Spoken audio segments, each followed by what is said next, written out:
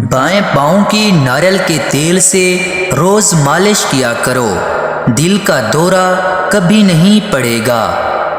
دائیں کان کی سرسوں کے تیل سے مالش کرو، دماغ بندر کی طرح تیز ہو جائے گا۔ پاؤں کے ناخن کاٹ کر گھر میں پھینکنے سے گھر میں نحوستیں ضرور آ جاتی ہے۔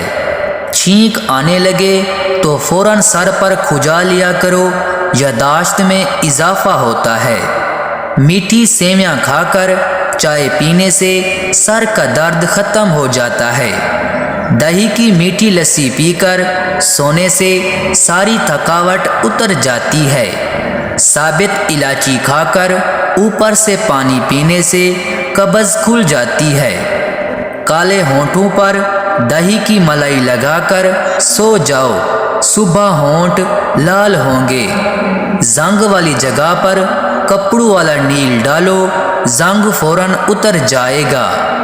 زیر ناف بالوں پر لیمو لگا کر صاف کرو تو آسانی سے اتریں گے۔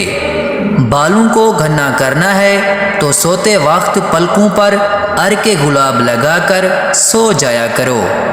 کمرے میں الائچی کے چھلکوں کو رکھ دو، کمرے کے مچھر بھاگ جائیں گے۔ ہاتھ کے ناخنوں پر دیسی گھی لگانے سے عقل بڑھتی ہے۔ گھٹنوں پر ہلدی لگانے سے گھٹنوں میں طاقت آتی ہے۔ اونٹنی کے دودھ میں بڑی الائچی ڈال کر پینے سے جوانی واپس آتی ہے۔ سر میں خارش ہو رہی ہو تو سر میں کالا نمک چھڑک دیں اور پانی سے سر دھو لیں، خارش ختم ہو جائے گی۔ بدن پر زخم لگ جائے تو فوراً ہلدی والا دودھ پی لو، 1 گھنٹے میں زخم بھرنا شروع ہو جائے گا۔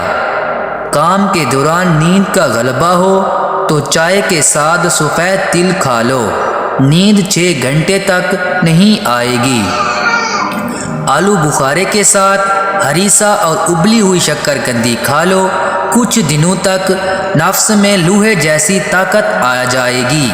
نہار منہ کالے نمک میں سفید مکس کر کے ماتھے پر رگڑو، 2 گھنٹے بعد بھولی ہوئی چیزیں یاد آ جائیں گی۔